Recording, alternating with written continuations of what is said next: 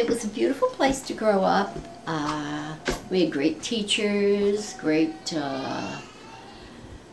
just a very, very nice place to live. My teachers were very encouraging.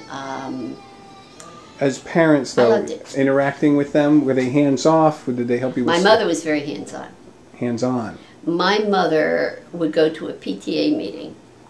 And I remember a PTA meeting that they had at the school, and they had a boys club. PAL had a boys club, red and black jackets.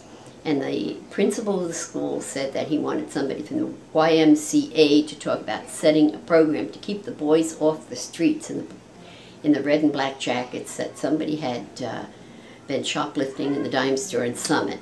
Okay. And they thought they had red and black jackets, and went on, and my mother stood up and blasted him and said that there are no boys. Roger belonged to that.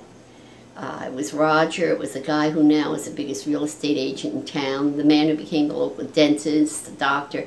They were good young men, and she stood up and vouched for them, and the teachers came up and thanked her. And yeah. She just never had any qualms about speaking her mind, often to our embarrassment. I mean, in other words, she did what I do to my kids today. I see. And I think as much as Marguerite used to get to me, I am Marguerite. There we go. Pass it on. So that's basically it. She, as I said, she and my father were two of maybe 8 Democrats in the town of New Providence, and I always gave them credit for standing up to be different and to voice their opinion. They lost every election, but they worked very hard. Neat. And I give them credit for that. And as I said, my father was very funny, very warm, outgoing. He was the soft touch in the family. Oh, okay. And Marguerite was not. Marguerite was a disciplinarian. Now that's interesting, because Mary and Lester, there's a pattern there.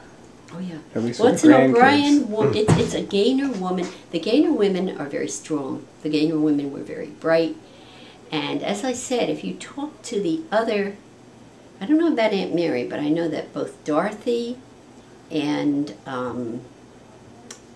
Joan Ruth had told me that their mothers were a lot like mine, like an Irish thing. They're a very matriarch society, you know. And I don't think there would ever be a house on 188 South 11th Street if it wasn't up to my grandmother to make sure that she worked very hard and she got it. Because as lovely as my grandfather seemed to be, he died when I was very young, so I can't say I know him as well as I know her. But she was the instigator. She was the one who was going to get what had to be done. The organizer. And then she gave that to her daughters, I really think. Okay. So thank you very much. It.